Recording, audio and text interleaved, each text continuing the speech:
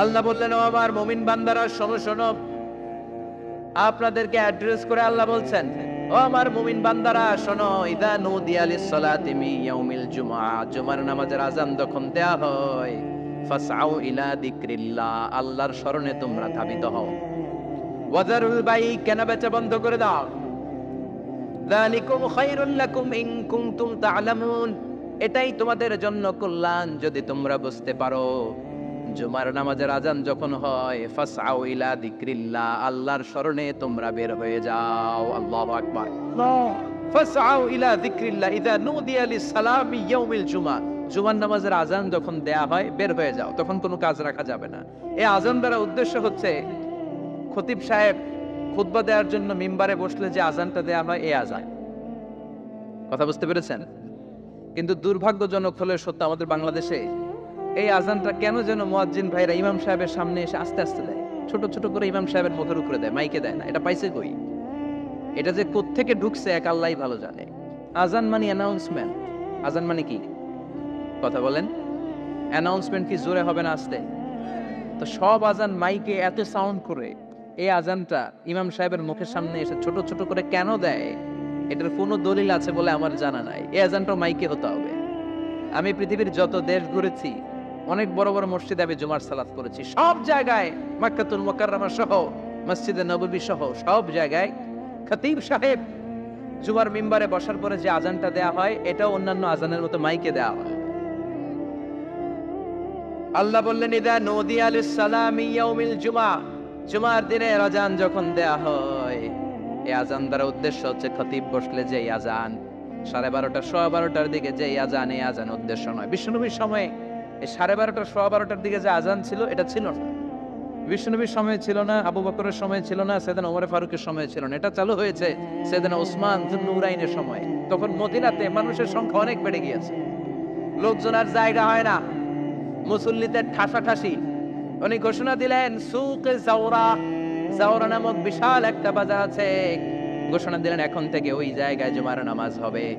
মানুষ যেন আগ থেকে প্রস্তুতি নিয়ে আসতে পারে, এজন্য জাওরা নামক বাজারে উনি আর একটা আযান দেওয়ার প্রচলন করলেন। সুবহানাল্লাহ।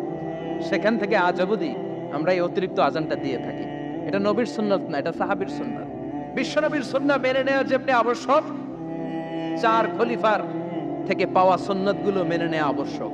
বিশ্বনবী বলেন, আলাইকুম বিসুন্নতি ওয়া সুন্নাতিল খুলাফায়ে রাশিদিন আল মাহদিয়িন, আমার সুন্নাত ধরবা, হেদায়েত প্রাপ্ত 4 খলিফার সুন্নাত ধরবা। কেমনে ধরবা?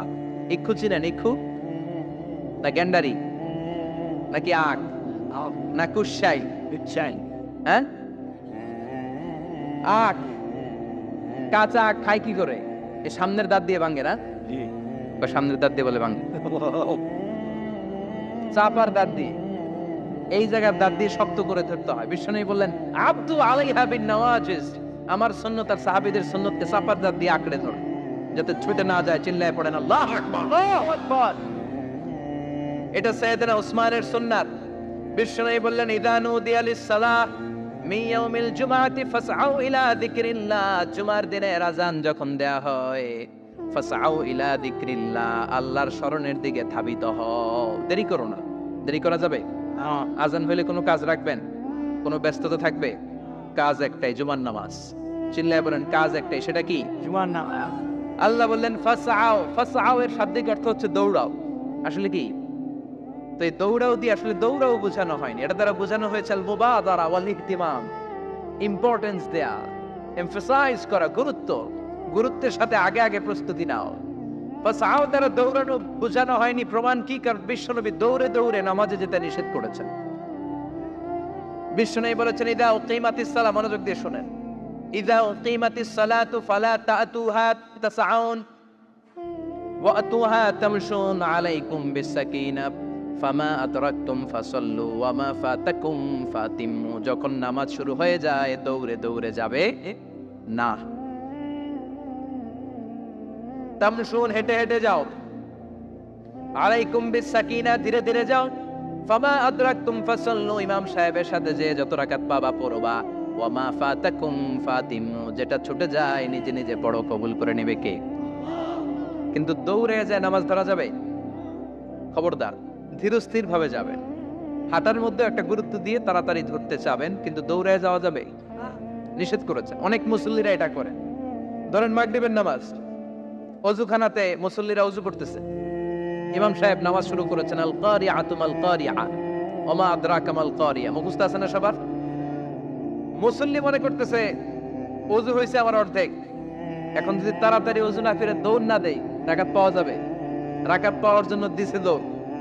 মসজিদে হচ্ছে টাইলসের মসজিদ, পিছলায় পয়রা মুসল্লি একদিকে, লুঙ্গি আর একদিকে। আছে না নাই? আমার কাছে খবর আছে এরকম পা ভাঙছে অনেকের। রাকাত ধরার জন্য মুসল্লি তাড়াহুড়ো করে দিছে দৌড়, মুসল্লি একদিকে লুঙ্গি, ঠ্যাং ভাঙা শেষ, এখন ল্যাংড়া। বিশ্বনবীর কথা মানে না, ওটারে ল্যাংড়া বানাইছে কে? আল্লাহ। এজন্য বিশ্বনবী বললেন খবরদার দৌড়ে যাবে না, একামত হয়ে গেলে ধীর স্থির ভাবে যাও। কেননা দৌড়ে দৌড়ে আপনি কার দরবারে যাবেন? উনি তো সব রাজার বড় রাজা, মহারাজা। মহারাজার দরবারে তাড়াহুড়ো করা যায় নাকি? না। ফিট হয়ে কাপড় চোপড় পরে আতর টাতর মেখে ধীরস্থির ভাবে যাবেন। দৌড়ে গেলে আপনার হার্টবিট বেড়ে যাবে, আপনার ব্রেথ ইন ব্রেথ আউট, শ্বাস প্রশ্বাস বেড়ে যাবে। তো হাঁপানির চোটে তো আপনি হাঁপাতে থাকবেন। আপনি তাহিয়া পড়বেন কখন, তাসবিহ পড়বেন কখন, আল্লাহর প্রশংসা করবেন কখন? চিল্লা এখন ঠিক কিনা? এজন্য আল্লাহ বললেন ফাসআউ ইলা যিকরিল্লাহ।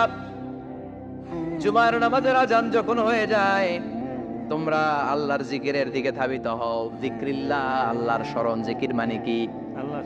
কিন্তু এই জিকির দ্বারা এই আয়াতের উদ্দেশ্য হচ্ছে আল খুতবাতাইন, জুমার দুই খুতবা। জুমার জিকিরের অনেক অর্থ আছে। জিকির মানে সালাত, জিকির মানে কোরআন, জিকির মানে ওয়াজ, জিকির মানে শাফাত। আবার জিকির মানে জুমার দুই খুতবা। আবার জিকির মানে সুবহানাল্লাহ, আলহামদুলিল্লাহ, লা ইলাহা ইল্লাল্লাহ, সুবহানাল্লাহ, আলহামদুলিল্লাহ, লা ইলাহা লা ইলাহা ইল্লাল্লাহ, মুহাম্মাদুর রাসূলুল্লাহ সাল্লাল্লাহু। এটাও জিকির। সুবহানাল্লাহ, আলহামদুলিল্লাহ, আল্লাহু আকবার। এই তিন জিকিরের চেয়ে শ্রেষ্ঠ কোন জিকির আছে? কথা কন। বিশ্বনবী প্রত্যেক ফরজ নামাজের পরে সুবহানাল্লাহ 33 বার, আলহামদুলিল্লাহ 33 বার, আল্লাহু আকবার 34 বার পড়তেন। রাজি আছেন? সবাই পড়তে রাজি আছেন? ইনশাআল্লাহ। লাফালাফি করবেন না তো? ঘাড় বাঁকা করবেন না তো? হুই হুই করে চিল্লাফাল্লা করা যাবে? জিকিরের মধ্যে সৌন্দর্য আছে না নাই? আল্লাহ নিজেও সুন্দর। আল্লাহর কাছে যেটা আমরা পেশ করব সবটাই সুন্দরভাবে পেশ করতে হয়। চিল্লা এখন ঠিক কিনা? তার মানে জিকিরের অনেক অর্থ। জিকিরের এক অর্থ হলো কোরআন। জিকিরের এক অর্থ কি? কোরআন। আপনি যখন কোরআন পড়েন তখন জিকির করেন কার? কথা বলেন। আবার আপনি যখন নামাজ পড়েন জিকির করেন কার? আবার আপনি যখন লা ইলাহা ইল্লাল্লাহ এটা পড়েন জিকির করেন কার? ঝিনুকের ভেতর লুকিয়ে থাকে যেমন মতি, ঝিনুকের ভেতর লুকিয়ে থাকে যেমন মতি, কালমা শাহাদাতে আছে আল্লাহর জ্যোতি, কালমা শাহাদাতে আছে আল্লাহর জ্যোতি। পড়েন সুবহানাল্লাহ। সুবহান। লা ইলাহা ইল্লাল্লাহ সবচেয়ে শ্রেষ্ঠ জিকির। সাইয়েদনা মূসা আলাইহিস সালাম আল্লাহরে বললেন, আল্লাহ আল্লিমনি যিকরান, আপনি আমার এমন একটা জিকির শিখায়া দেন, লা ইয়ালামুহা ইল্লা আনতা ওয়া আনা, যে জিকিরটার শব্দ আপনি আর আমি ছাড়া কেউ জানবে না। সুবহানাল্লাহ।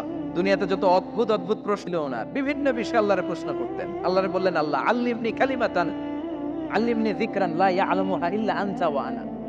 ও আল্লাহ এমন একটা জিকির আমারে শিখান, দিনে রাতে সব সময় এই জিকির আমি করব, আপনারে ডাকবো, কিন্তু শর্ত হলো এই জিকিরটা জানবে শুধু আপনি আর জানবে শুধু আমি, কেউ জানবে না। আল্লাহ বললেন, মুসা পড়ো লা ইলাহা ইল্লাল্লাহ, লা ইলাহা ইল্লাল্লাহ, মুহাম্মাদুর রাসূলুল্লাহ সাল্লাল্লাহু। আল্লাহ বললেন, মুসা পড়ো লা ইলাহা ইল্লাল্লাহ। মুসা আলাইহিস সালাম কয়, মাবুদ এটা তো জাতীয় জিকির, সবাই জানে। জানে না? জানে না লা ইলাহা ইল্লাল্লাহ এমন কেউ আছে? হ্যাঁ, কথা কন। জানেন না আপনারা? কথা বলেন, জানেন না? মুসা আলাইহিস সালাম বললেন, আল্লাহ এটা জাতীয় জিকির কইলেন কেন? আমি তো চাইছি এক্সট্রা অর্ডিনারি, অসাধারণ একটা জিকির, সুপারক্যালিফ্রাজিলিস্টিক এক্সপিয়ালিডোসাস, এক্সেলেন্ট একটা জিকির, আনপ্যারালাল, কারো কাছে নাই। শুধু আমি জানবো আর আমি পড়বো। আল্লাহ বললেন, মুসা, এই লা ইলাহাকে যদি এক পাল্লায় রেখে দাও, তাম বিশ্ব, 7 আকাশ, 7 জমিনটারে তুলে যদি তুমি আরেক পাল্লায় রেখে দাও, লা রাজাহাত কাফাতু লা ইলাহা ইল্লাল্লাহ, মুহূর্তের মধ্যে লা ইলাহার পাল্লা ভারী হয়ে যাবে। ও মুসা, তুমি যতই এক্সক্লুসিভ জিকির চাও, লা ইলাহার চেয়ে দামি জিকির আমার কাছে নাই। চিৎকার করে পড়তে হবে আল্লাহু আকবার, আল্লাহু আকবার। তার মানে নামাজ ও জিকির, কোরআন ও জিকির, এই যে আমরা ওয়াজ করতেছি এইটাও কি কথা কন? বিশ্ব নবীর আল্লাহ বললেন, ও নবী ফাদাক্কির ইন্নামা আনতা, ও নবী আপনি জিকির করেন মানে ওয়াজ করেন। ইন্নামা আনতা মুযাক্কির, ও নবী আপনি ওয়াজ করে শোনান। লাস্তা আলাইহিম বিমুসাইদির, আপনারে দারোগা বানিয়ে পাঠাই নাই, আপনি শুধু ওয়াজ করেন। কার কথা? চিল্লায় বলেন কার কথা? আল্লাহর। কিন্তু এইখানে জিকির দ্বারা উদ্দেশ্য হচ্ছে জুমার খুতবা। ফাসআউ ইলা যিকরিল্লাহ, আল্লাহর জিকিরের দিকে ধাবিত হও। এই জিকির দ্বারা উদ্দেশ্য হলো জুমার খুতবা। তার মানে জুমার খুতবা যে খতিব সাহেবরা দেন, এখানে মসজিদের খতিব আছেন কারা কারা দেখি একটু হাত তোলেন তো। 1 2 3 4 5 6 7, গুণে শেষ করা যাবে না, অনেক খতিব। আল্লাহ এই খতিবদেরকে তুমি কবুল করো। আর জোরে পড়েন আমিন। এই যে যিকরুল্লাহ, ফাসআউ ইলা যিকরিল্লাহ দ্বারা আল্লাহ তাআলা জুমার খুতবাকে বুঝিয়েছেন। কি বুঝিয়েছেন? মনোযোগ আপনাদের আছে না গেছে? হ্যাঁ, শেষ করে দেই, অনেক রাত হয়েছে তো। ছোট্ট একটা দোয়া পড়ি, শেষ করব। আরো কয়েক মিনিট মনোযোগ থাকবে। তাকবীর দেন, লিল্লাহে তাকবীর, লিল্লাহে তাকবীর। আরো জোরে দেন, লিল্লাহে তাকবীর। ফাসআউ ইলা যিকরিল্লাহ, আল্লাহর জিকিরের দিকে, আল্লাহর স্মরণের দিকে ধাবিত হও। এটা দ্বারা উদ্দেশ্য হচ্ছে জুমার খুতবা। আল্লাহ বুঝাতে চাইলেন জুমার খুতবা যাতে মিস হয়ে না যায়। এজন্য জুমার খুতবারে যেন যেন মনে করবেন না, এটা ওয়াজিব। জুমার নামাজ যেমনি ওয়াজিব, জুমার খুতবা দেও, কথা বলেন, জুমার খুতবা ওয়াজিব, শোনা ওয়াজিব, খুতবা দেওয়া ওয়াজিব। এই জন্য রব্বুল আলামিন জোহরের নামাজকে ফরজ করে দিয়েছেন 4 রাকাত। যেহেতু জোহরের নামাজের আগে পরে কোনো খুতবা নাই, জুমার দিন খুতবা আছে, তাই জুমার দিন 4 রাকাত থেকে কমিয়ে তিনি 2 রাকাত করে দিয়েছে। কি ব্যালেন্সড ইসলাম, কি ভারসাম্যপূর্ণ আমাদের জীবন বিধান। প্রতিদিন জোহরের সময় ফরজ কয় রাকাত, কিন্তু জুমার দিন ফরজ কয় রাকাত? 2 রাকাত কমাইলো কেন? খুতবা, সুবহানাল্লাহ কইবেন না? এজন্য জুমার খুতবাটা খতিব সাহেব যারা আছেন খুবই জরুরি। এটাকে খুব কনস্ট্রাকটিভ মুডে সমাজে তুলে ধরতে হবে, মানুষকে এডুকেট করতে হবে, ইনস্ট্রাক্ট করতে হবে। আপনাদের অনেক দায়িত্ব, you have huge responsibilities in your shoulder. আপনাদের অনেক দায়িত্ব। খতিব যারা, এটা ছোটখাটো কোনো রেসপন্সিবিলিটি নয়, এটা অনেক বড় দায়িত্ব। এজন্য জুমার দিন মানুষকে আপনার শিক্ষিত করতে হবে। এই জুমার খুতবা, জুমার আলোচনার সাথে পৃথিবীর কোনো আলোচনার কোনো মিল নাই। কারণ জুমার আলোচনা সব সময় অন টাইম, একটা নির্ধারিত সময়ে হয়। পৃথিবীর অন্য কোনো আলোচনা নির্ধারিত সময়ে হয় নাকি? কথা কন। আমরা বক্তারা নির্ধারিত সময়ে মাইক পাই, কথা কন। কোনোদিন 8টায়, কোনোদিন 9টায়, আজকে বসছি কয়টায়? কিন্তু জুমার খুতবার এটা চেঞ্জ হয়। কি বরকতের একটা জলসা! ওই দিন সবাই আসতে হয় মসজিদে। ফুল টাইম নামাজি এরা আসে, পার্ট টাইম নামাজি এরা আসে, বেনামাজি এরাও আসে, আস্তিক এরা আসে, নাস্তিক এরাও আসে, আওয়ামী লীগ আসে, বিএনপি আসে, জাতীয় পার্টি আসে, জামাত ইসলাম আসে, হেফাজতে ইসলাম আসে, তাবলীগের ভাইয়েরা আসে, পীরের মুরিদেরা আসে, সবাই আসে। তাহলে এটা জরুরি দিন না? তাফসীর মাহফিলের সাথে জুমার একটা মৌলিক পার্থক্য হচ্ছে, তাফসীর মাহফিল আমাদের ধরে রাখতে হয়। কি করতে হয়? ধরে না রাখলে শ্রোতা উঠে যায়। কিন্তু জুমার খুতবা কি ধরে রাখা লাগে? কথা কয় না, ওঠার সুযোগ আছে। কারণ সামনে কি? জুমার নামাজ। সুবহানাল্লাহ কইবেন না? এটা অনেক জরুরি। এজন্য জুমার খুতবা যারা দেন এরা বিশ্বনবীর দায়িত্ব পালন করেন। আল্লাহু আকবার। বিশ্বনবীর মাদানী ইনিংস কয় বছরের? 10 বছর। বিশ্বনবীর মাদানী ইনিংস শুরু হয়েছে মসজিদে নববী তৈরি করার মধ্য দিয়ে। বিশ্বনবী মসজিদে নববী তৈরি করার পর মসজিদে নববীর খতিব হিসেবে দায়িত্ব নিলেন। সুবহানাল্লাহ। বিশ্বনবী 1টা 2টা 5টা 10টা না, মসজিদে নববীতেই 10 বছরের ইনিংসে 500টারও বেশি জুমার খুতবা দিয়েছেন। সুবহানাল্লাহ। বাড়িতে যায় বলেন কত খুতবা? 500-রও বেশি খুতবা দিয়েছে। মদিনার সমাজটা এমনি জান্নাতি সমাজ হয় না, মদিনার সোসাইটিটাকে জান্নাতি সমাজ বানানোর জন্য বিশ্বনবীকে 500টা বক্তব্য দিতে হয়েছে। চিল্লায় পড়েন আল্লাহু আকবার। প্রতি সপ্তাহে যে আয়াতগুলো নাজিল হতো বিশ্বনবী এগুলো নিয়ে কথা বলতেন। এই সপ্তাহে যে সমস্ত আয়াতগুলো নাজিল হলো ওই আয়াতগুলো নিয়ে বিশ্বনবী জুমার দিন খুতবার মধ্যে কথা বলতেন।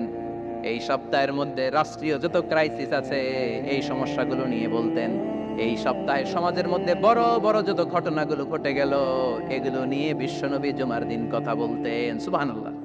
যেন খতিব যারা আছেন জুমার আলোচনাটা অনেক কনস্ট্রাকটিভ, ফ্রুটফুল হতে হবে, কোরআনের আলোকে হতে হবে। বিশ্বনবী জুমার খুতবা দিচ্ছেন, হঠাৎ বিশ্বনবী দেখলেন হাসান আর হুসাইন লাল দুইটা জামা পরে জুমার মসজিদের মধ্যে ঢুকে একবার কাতারের এইদিকে দৌড় মারে আর একবার ওইদিকে দৌড় মারে। ছোট বাচ্চাদের এরকম দৌড়াদৌড়ি আছে না নাই? রাজা মেয়ারও আছে। ছোট বাচ্চাদেরকে মসজিদে ঢুকতে দেন তো না বের করে দেন? বের করে দেয়। সর্বনাশ।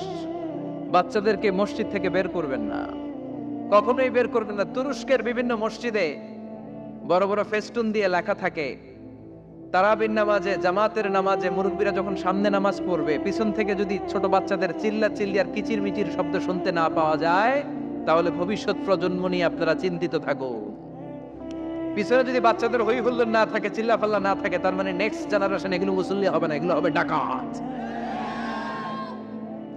এজন্য এরা বিভিন্ন প্রজেক্ট চালু করেছে। 40 দিন টানা ফজরের নামাজ যে ছোট বাচ্চারা মসজিদে এসে পড়বে ওই প্রজেক্টের আওতা থেকে একটা করে সাইকেল দিয়ে দেওয়া হচ্ছে।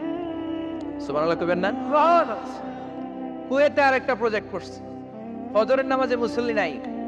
কুয়েতের এই প্রজেক্ট হচ্ছে marriage project, second marriage project, দ্বিতীয় বিবাহ প্রকল্প।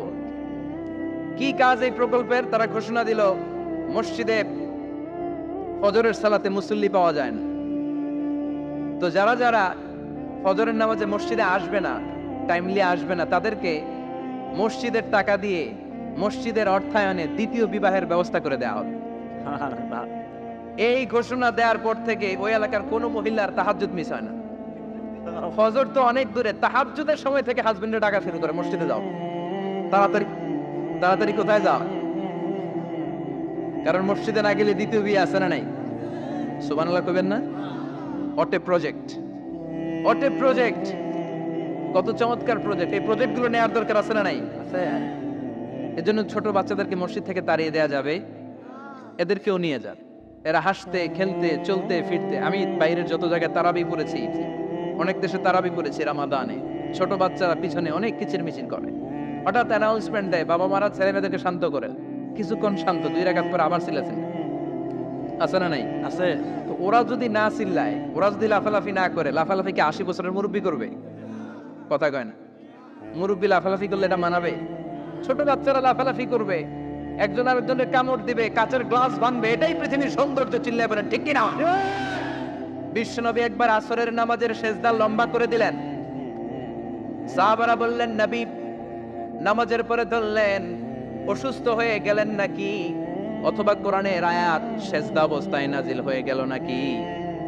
আসরের সেজদা তো এত লম্বা করতে কখনো দেখি নাই রে নবী। বিশ্বনবী বললেন না, অসুস্থ হই নাই, কোরআনের আয়াত নাজিল হয় নাই।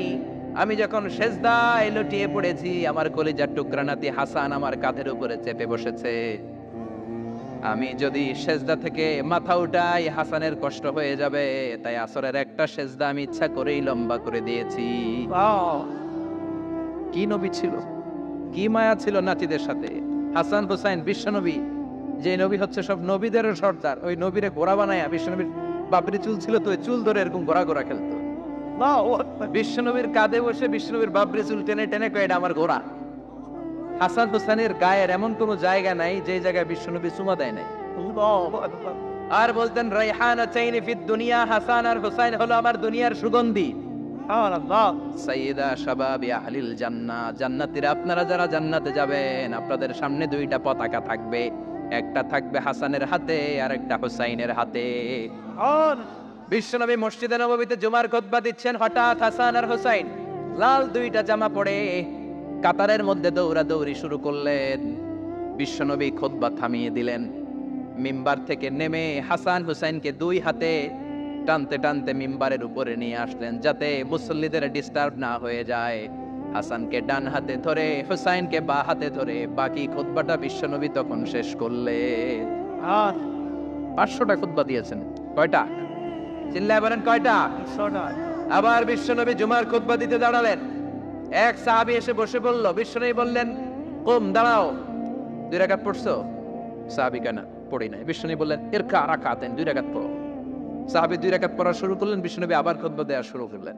খুতবার নিরবিচ্ছিন্নতাকে ভঙ্গ করে বিশ্বনবী তাকে দাঁড়াতে বললেন, 2 রাকাত নামাজ পড়তে বললেন। তার মানে খতিব সাহেব মন গড়া শুধু খুতবা দিয়ে যায় না, ডানে বায়ে কোথায় কি হচ্ছে সবকিছু নজরে রেখে, কন্ট্রোলে রেখে, সামাজিক সব সমস্যার কথাগুলো তুলে ধরে অসামাজিক কার্যকলাপের বিরুদ্ধে হুঙ্কার দিয়ে জুমার প্ল্যাটফর্মটাকে শক্তিশালী করাই হচ্ছে একজনের খতিবের দায়িত্ব। চিল্লায় এখন ঠিক কিনা? এ কাজই করেছেন বিশ্বনবী 500টা খুতবায়। আবার বিশ্বনবী দাঁড়িয়ে খুতবা দিচ্ছেন, এক সাহাবী এসে বলেন, নবী, মদিনার মধ্যে পানি নাই, অনাবৃষ্টি, দুর্ভিক্ষ, আপনি একটু দোয়া করেন যাতে বৃষ্টি হয়। কিসের দোয়া? বিশ্বনবী জুমার খুতবা থামিয়ে দিলেন। খুতবা দিচ্ছিলেন, খুতবা থামিয়ে দোয়া করলেন, আল্লাহুম্মা স্কিনা, আল্লাহুম্মা স্কিনা ইয়া গাউস আগিসনা, আল্লাহুম্মা স্কিনা গাইসান মুগীসান মারিআন মুরিআন নাফিআন গায়রা দা আজিলান গায়রা আজিল। আল্লাহ, আপনি আমাদের সাহায্য করেন, আপনি রহমত করেন, বরকত দেন, আপনি মদিনার বুকে বৃষ্টি দেন, তাড়াতাড়ি দেন, দেরি করেন না। সুবহানাল্লাহ। বিশ্বনবী দোয়া করতে দেরি, মুহূর্তের মধ্যে ঝুমঝুম করে বৃষ্টি নাজিল হয়ে মদিনাটা প্লাবিত হয়ে গেল। আকাশে মেঘ দেয় কে? বৃষ্টি দেয় কে? আল্লাহ। আল্লাহ মেঘ দে, পানি দে, ছায়া দে রে তুহু, আল্লাহ মেঘ দে। পড়েন পড়েন, আল্লাহ মেঘ দে, পানি দে, ছায়া দে রে তুহু, আল্লাহ মেঘ দে। সবকিছু দেয়ার মালিক কে? আল্লাহ। বৃষ্টি দেয় কে? মেঘ দেয় কে? বিশ্বনবীর দোয়ার বরকতে বৃষ্টি নামলো। শুক্রবার বৃষ্টি, শনিবার বৃষ্টি, রবি সোম মঙ্গল বুধ বৃহস্পতি শুক্র, এর পরের শুক্রবার পর্যন্ত টানা বৃষ্টি হলো। কারণ দোয়ার বৃষ্টির দোয়া করছেন, বৃষ্টি বন্ধর দোয়া তো করে নাই। চলতেছে। আল্লাহ কাছে নবী চাইছেন, দিতেছি, না করলে থামাবো। সুবহানাল্লাহ কইবেন না? বৃষ্টি হইতে হইতে মদিনায় বন্যা। মরুভূমির দেশ, কি পরিমাণে হেভি রেইনফল হলে মরুতে বন্যা হয়। সুবহানাল্লাহ পড়বেন না? আবার বিশ্বনবী পরের জুমাবারে খুতবা দিচ্ছেন, ওই সাহাবী এসে হাজির, এসে বলে, ও নবী, আর বৃষ্টির দরকার নাই। যে বৃষ্টির দোয়া করতে বলেছিল সে এসে বলি, আর কিসের দরকার নাই? বৃষ্টির দরকার। চিল্লায় বলেন, কিসের দরকার নাই? ও নবী, আর বৃষ্টির দরকার নেই, এবার বৃষ্টি বন্ধের দোয়া করেন। বিশ্বনবী আবার হাত তুলে বললেন, আল্লাহুম্মা হাওয়ালাইনা ওয়ালা আলাইনা, মানে আল্লাহ, আপনি বৃষ্টি দেন, তবে এই এলাকায় না, ডানে বায়ে সামনে পেছনে চারদিকে দেন। সাহাবীরা মসজিদ থেকে বের হয়ে দেখে মদিনার চারদিকে এরকম গোল একটা চাকতি, এই চাকতি দিয়ে নীল আকাশ দেখা যায়, আর ডানে বায়ে সামনে পেছনে প্রচন্ড ঝড় ঝন্ডার বৃষ্টি। মদিনার আকাশে এক ফোঁটাও বৃষ্টি নেই। চিল্লায় এখন সুবহানাল্লাহ। এগুলো হচ্ছে বিশ্বনবীর খুতবার বরকত। 500টা খুতবা দিয়েছেন, এজন্য খতিব সাহেবরা ভালো করে খুতবা দেওয়ার দরকার আছে না নাই? আল্লাহ বললেন, ইযা নুদিয়া লিস-সালাতি মিন ইয়াউমিল জুমআতি ফাসআউ ইলা যিকরিল্লাহি ওয়া যারুল বাই। জুমার আযান যখন হয়ে যায়, জুমার নামাজ পড়তে যাও, বেচা কেনা বন্ধ করে দাও। কার কথা? আল্লাহর। Close the shop, shut down the shop, close the market. Market বন্ধ, দোকানের শাটার নামাও, ক্যাশ বক্সে তালা ঝুলাও, ব্যবসা প্রতিষ্ঠান, মার্কেট সবগুলো বন্ধ করে একজনের জিকিরের দিকে ছোটবা। তিনি কে? অল্প 1-1.5 ঘন্টার জন্য যদি ব্যবসা বন্ধ রাখেন, পরে যখন আবার দোকান খুলবেন, জুমার বরকতে ব্যবসা বাড়িয়ে দিতে পারে কে? এরপর আল্লাহ বললেন, ফাইযা কুদিয়াতিস সালাতু ফান্তাশিরু ফিল আরদি ওয়াবতাগু মিন ফাদলিল্লাহ ওয়াযকুরুল্লাহা কাসীরান লাআল্লাকুম তুফলিহুন। যখন নামাজ শেষ হয়ে যায়, ফাইযা কুদিয়াতিস সালাতু ফান্তাশিরু ফিল আরদ, জুমার নামাজ যখন শেষ হয়ে যায়, জামাতের নামাজগুলো যখন শেষ হয়ে যায়, ফান্তাশিরু ফিল আরদ, জমিনে ছড়িয়ে যাও, ওয়াবতাগু মিন ফাদলিল্লাহ, আল্লাহর কাছ থেকে ফজল তালাশ করো, মানে রিজিক তালাশ করো। কার কথা? নামাজ শেষ মসজিদে থাকবেন, কই যাবেন? কথা কমে, জোরে কর। নামাজের সময় ঢুকবেন কই? নামাজ শেষে যাইবেন কই? আবার বলেন আজান হলে ঢুকবেন কই? মসজিদ। আজান শেষ, নামাজ শেষ, যাবেন কই? কুদিয়াতিস সালাহ ফান্তাশিরু ফিল আরদ। এটা হচ্ছে ইসলামের বিধান। মসজিদে গোল হয়ে বসে থাকার কোনো বিধান নাই। শুধু মুরব্বী যারা, কাজ নাই, ফ্যামিলিরে দেওয়ার কিছু নাই, অবসর সময় অঢেল সময় মসজিদে বসে তেলাওয়াত করেন, জিকির করেন, সমস্যা নাই। কিন্তু যুবক যারা নামাজের পরে সমাজকে উপহার দিবা, রাষ্ট্রকে অনেক কিছু উপহার দেওয়ার আছে, তোমার ফ্যামিলির প্রতি অনেক দায়িত্ব আছে, কর্মক্ষম কেউ নামাজের পরে মসজিদে অলস সময় কাটানো যাবে না। বিধানটা কার? ওমর ফারুক মসজিদে নববীর ইমাম, জোহরের নামাজের ইমামতি করলেন, বের হয়ে আসলেন, দেখেন মসজিদের বারান্দায় ইয়ামান থেকে আসা কিছু লোক গোল হয়ে বসে বসে জিকির করে। কি করে? মনোযোগ নাই। কি করে? জিকির করে। উনি চলে গেলেন, আসরের সময় আবার ইমামতিতে আসলেন, আসরের সালাত পড়িয়ে চলে যাচ্ছেন, আবার দেখে গোল হয়ে জিকির করে ওই দল। মাগরিবের নামাজে ইমামতি করলেন, চলে যাওয়ার সময় দেখে সবাই যায়, এরা যায় না, গোল হয়ে বসে বসে জিকির করে আর তাসবিহ পড়ে। এবার ওমর ফারুক বললেন, আসসালামু আলাইকুম। সবাই বলে ওয়ালাইকুম আসসালাম। মান আনতুম? তোমরা কারা? কয় নাহনু আল মুতাওয়াক্কিলুনা আলাল্লাহ, আমরা আল্লাহর উপর তাওয়াক্কুল করছি। তো তাওয়াক্কুল করে যে বসে আছো, তোমাদের ফ্যামিলি নাই, ছেলে মেয়ে নাই, দায় দায়িত্ব নাই, সমাজকে উপহার দেওয়ার মতো কিছু নাই, আর তোমরা যে বসে আছো তিনটা বেলা খাইলা কোত্থেকে? না রোজাদা। ইয়ামানি লোকগুলো বলে না রোজা রাখি নাই, খাইছি। ওমর বলল বড় আল্লাহর ওলি খানা করতে আইছে। আমাদের জিকির আর বুজুর্গি দেখে আশেপাশের লোকজন খানা দিয়া গেছে। ওমরে ফারুক বলে তাহলে তো তোমরা মিথ্যাবাদী, তোমরা মুতাওয়াক্কিলুনা আলাল্লাহ নও, তোমরা আল্লাহর উপর তাওয়াক্কুল করনি, তোমরা হচ্ছে আল মুতাওয়াক্কিলুনা বা'দুকুম বা'দা, একে অপরের উপর নির্ভরশীল। যারা খানা দিয়ে যায় এদের উপর তোমরা নির্ভরশীল। তোমরা জিকির করার তাকায় থাকো, বাটি আসে কোন দিক দিয়া, খাবারের প্লেট আসে কোন দিক দিয়া, জোরে কোন ঠিক কিনা? আল্লাহর উপর তাওয়াক্কুল এটা নয়। আনতুমুল মুতাওয়াক্কিলুন বা'দুকুম বা'দা। এখনই মসজিদ থেকে বের হয়ে যা। এরপরে কোনদিন নামাজের পর গোল হয়ে বসে থাকতে দেখলে পিটায়া মসজিদ থেকে তাড়াবে। এটা হচ্ছে ইসলামের বিধান। চিল্লা এখন ঠিক কিনা?